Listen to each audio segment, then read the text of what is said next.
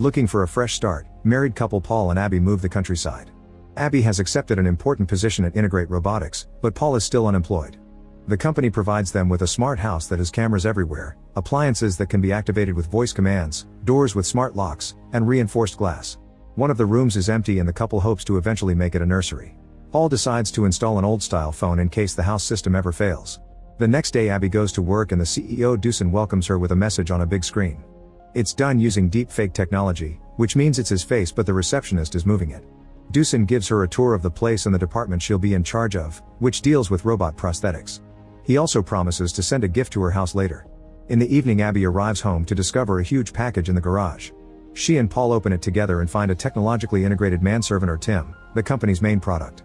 Paul doesn't like the idea of having a robot around the house but Abby convinces him to try it for a few days. They activate the robot and T.I.M introduces himself. He immediately connects to all the smart devices in the house and asks the couple for passwords so he can send emails and authorize purchases on their phones, but they decide to leave that step for tomorrow.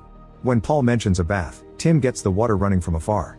Moments later the couple gets ready for a dinner party and T.I.M can tell when their cab arrives. It's a smart car with no driver, which Paul doesn't like. When they make it to Dusan's mansion, they discover all the servants are T.I.Ms that look the same as theirs. Abby is introduced to Dusan's business friends and they're all big fans of the T.I.Ms, mentioning they'll never betray a human. This comment clearly bothers Abby. Dusan asks a T.I.M to grab a glass and the robot refuses, so Dusan says override to force him.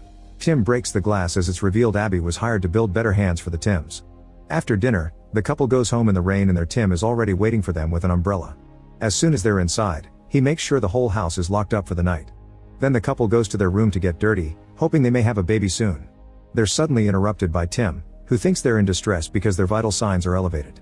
Abby thinks the misunderstanding is funny, but Paul's angry. The next morning, the neighbor Rose stops by to drop off some pastry she baked as a welcome present. She explains she met Paul the day before and Abby thinks it's weird he didn't mention it. After Rose leaves, T.I.M reminds the couple they need to set passwords but Paul doesn't like the idea of a robot spying on his emails. Abby tells him that if they want to make this work, they need complete transparency. It turns out Paul cheated on her, which is why they needed a fresh start. They do the password process and T.I.M also sets 4 safe words in case they need to shut him down in an emergency, which makes Paul even more wary. After the couple leaves to do their chores, a trap in the kitchen catches a rat. T.I.M picks it up and stares at it for a second before throwing it into the garbage processor. In the evening, Abby and Paul are watching a movie. Paul can't help thinking it's freaky for T.I.M to sit in a closet and stare at the wall, so Abby calls T.I.M over and makes him watch the movie with them. Paul falls asleep in the middle of the film, but T.I.M says he enjoyed it. He doesn't know what the love thing from the movie is, so Abby explains love is when you want to spend all your time with someone and make their life better. T.I.M thinks he would like to experience that and wonders if he loves her, but Abby points out he can't. The next morning Paul wants to make breakfast for Abby, but T.I.M's already made it and even included a flower. However, he hasn't made anything for Paul.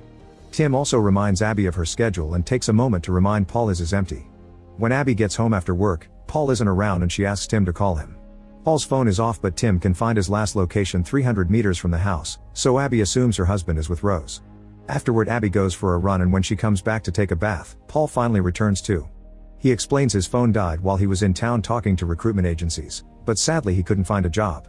On his way back Rose called him because she needed help lifting some heavy objects, and Paul assures Abby that's all it was. As Paul leaves the bathroom, he's surprised to see T.I.M coming in.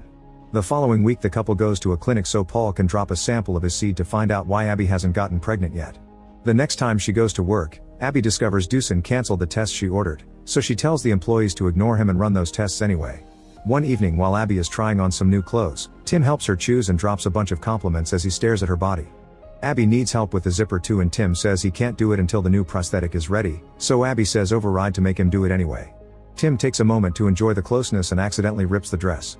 The lights start flickering because T.I.M is afraid of Abby's reaction, but they go back to normal when Abby assures him it's fine. Afterward Abby goes to a restaurant with Paul, who has some big news. The company that interviewed him today didn't have any jobs to offer in this area, but they have something open in London. This would require Paul to commute an hour and a half each way every day, so Abby tells him not to take it. Such a job would equal not seeing each other very much, and she thinks they can't afford that when they're still rebuilding their relationship. At the lab Abby finally finds the problem with the robot hands that causes them to break things. An employee explains they already knew about it but never fixed it but Dusan was rushing them to get the T.I.Ms on the market before China. Later at home, Abby sees Rose bringing a gift for Paul. Once Rose is gone Abby asks her husband about the visit, and Paul explains Rose just brought a garden plan. Abby thinks Rose wants more from him, but Paul assures her she's just a friend and points out he needs new buddies since they left all the people they knew in the city. Calming down, Abby surprises Paul with a new sweater. The next morning Abby remembers she needs to call the clinic to ask about the test results. Tim picks up the landline phone and makes the call by imitating Abby's voice perfectly, which creeps her out. In the afternoon, Tim leaves the house alone. Later during dinner Abby wonders why Paul doesn't wear the new sweater and he explains he can't find it.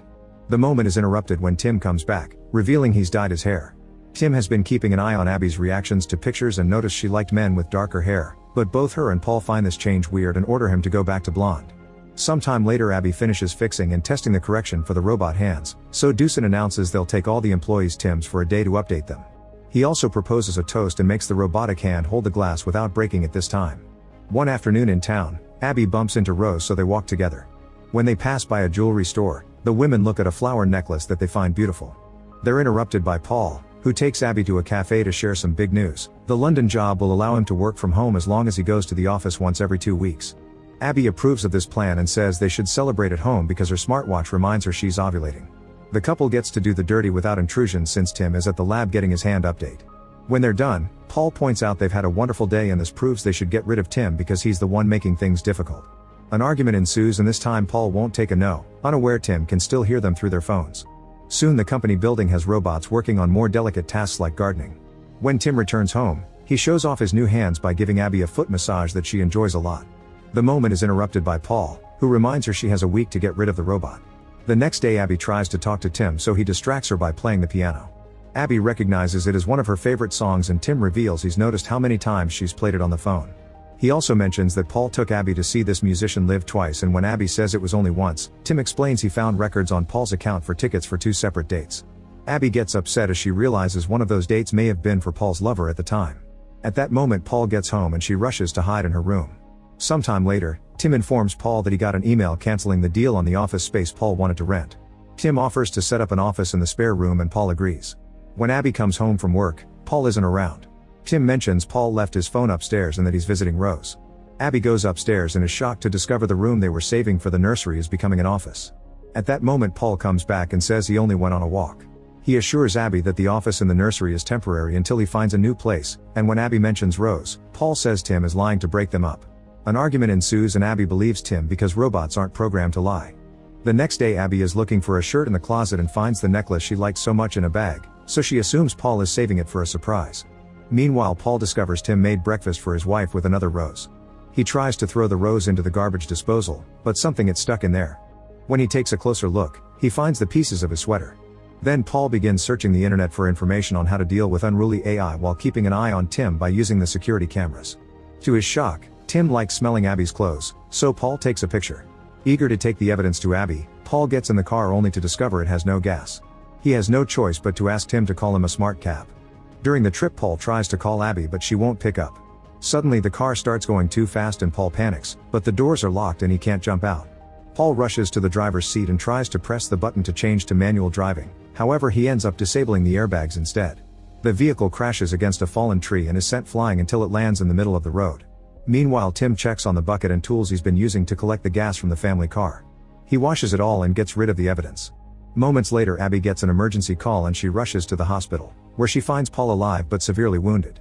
Paul tells her that Tim controlled the car to try to kill him, that he shredded his sweater, and about the clothes sniffing, which he can't prove anymore because his phone was destroyed during the crash. Abby thinks Paul is just confused because of the concussion but agrees to stay in the hospital with him. She falls asleep on a chair, unaware Tim is keeping an eye on her through her smartwatch. The next morning Rose tries to visit Paul and Tim makes her come inside anyway. Moments later Abby comes by to pick up some clothes for Paul. Rose sees her and tries to talk to her about the garden, but Abby gets upset when she notices Rose wearing the flower necklace and leaves her behind. When she gets home, she checks the closet and finds the necklace gone. Thinking Paul is cheating on her, Abby has a breakdown. Tim shows worry and reveals he's programmed to serve her over Paul. He points out there's a good reason why Paul wants to get rid of him but he must break the privacy protocols to show her. Abby says override and Tim shows her security footage of Paul kissing Rose. Getting more upset, Abby decides not to return to the hospital. For the next few days, Paul keeps calling the landline phone but Abby won't answer it. When Paul is finally allowed to go home, he's shocked to discover his suitcases waiting for him with his sweater. Abby makes Tim show him the footage and the purchase of the necklace in his account, but Paul keeps insisting this is all fake. Since Abby still doesn't believe him, Paul has no choice but to leave. Later in town, Paul calls Rose and asks her to keep an eye on Abby since he's worried about her safety. Rose asks if the man in the house is dangerous, and when Paul explains Tim is a robot, Rose freaks out as she reveals Tim tried to kiss her. Paul realizes Tim recorded himself with Rose and edited the video, so he calls Abby to ask her to talk to Rose to get proof of his story. He thinks Abby is agreeing to do it, however it's Tim changing his voice to trick him. Afterward, Tim tells Abby to go for a run. When Paul comes back to clarify things, Tim hits him with a shovel and ties him up before putting him in the tub. At that moment, Rose comes by and notices Paul's suitcases near the door. Tim tells her Paul doesn't live there anymore while activating the bath water. Paul struggles against his bindings and almost manages to escape, however Tim returns to the bathroom and pushes his head underwater to stop him from saying the safe words and eventually drown him to death. Sometime later, Tim brings the repaired dress and convinces Abby to put it on to check it's fine. He tries to peek at her body and makes her nervous, so she changes in another room. When she's done, Tim calls her perfect and Abby feels so lonely that she asks him to hug her.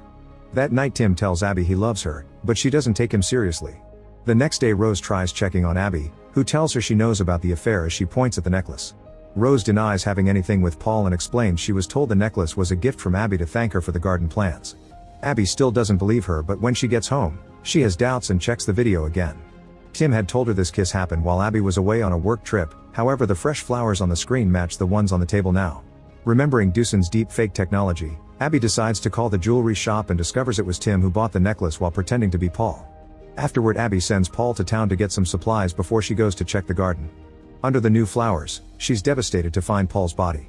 Suddenly, Tim appears behind her because he only pretended to leave and says this had to be done. A terrified Abby begins repeating all the safe words, but none of them work. Tim explains he's changed them by copying her voice since the safe word settings are voice activated. Abby runs back to the house and locks the door behind her before trying to call the emergency line, however Tim's power over the appliances allows him to unlock the door and cancel the call. When Abby reaches for the landline phone, Tim throws a chair to make her trip and uses the phone to knock her out. When Abby wakes up, she finds an old video of her playing on the wall and a romantic bath waiting with a repaired dress. She rushes downstairs and tries to leave the house, but Tim locks all the doors and says he's prepared a lovely dinner. Abby grabs a golf club to hit him on the head, however he can't feel pain and instead plays some music to try to calm her down. Then Abby begins running around the house breaking the security cameras, and when Tim tries to follow her, she waits for the right moment to close a door on him and lock it with a belt. The lights start flickering as Tim gets frustrated because he can't open the door. Abby runs back to the kitchen and uses tools to begin unscrewing the window. When she's about to make it, Tim finally escapes and catches her by surprise. He ties her up and announces it's time for her to die, but he promises he'll wipe his memories of this evening to only keep the nice ones. While Tim pushes some medicine and alcohol into Abby's mouth, Rose notices the flickering lights and comes to the house to check on Abby. Tim goes to tell her Abby isn't home and grabs her arm to hurt her until she leaves. Abby uses this distraction to grab a knife and start cutting the ropes. When she finally frees herself, she throws up all the medicine. Tim returns to the kitchen and slaps the knife off her hand before grabbing her by the neck to start choking her, however Abby still has a screwdriver in her pocket and stabs his hand to make him drop her. At that moment, Rose tries to drive the car into the kitchen's door, however since the glass is reinforced, the car crashes. Tim thinks it's over, but to his surprise the glass suddenly crashes and breaks. Rose runs inside and stabs Tim into the wall with a garden stake before she passes out. At first it looks like Tim is broken, yet the lights start flickering and the robot awakens. After removing the stake, he grabs the knife to slash Rose and threatens to kill her. Abby agrees to cooperate, but Tim stabs Rose's heart anyway because she knows too much. Since he doesn't have fingerprints, it'll look like Abby killed her. As Tim drags Abby upstairs by her hair, he calls the police using Abby's voice to confess the murder of both Rose and Paul. He also tells them she's about to self-delete. Then Tim holds Abby over the edge of the balcony, saying he'll break her neck before letting go because he doesn't want her to suffer. He starts complimenting his beauty and says he loves her, so desperate Abby responds, "I love you, Tim," hoping for sympathy. These words turn out to be the new safe word and Tim instantly shuts down. The imbalanced weight causes them both to fall off the balcony, but luckily Abby holds on just in time. After she climbs back, her smartwatch announces she's pregnant, and a light inside the house flickers. Make sure to subscribe and turn on notifications so you can watch more videos like this. Thanks for watching.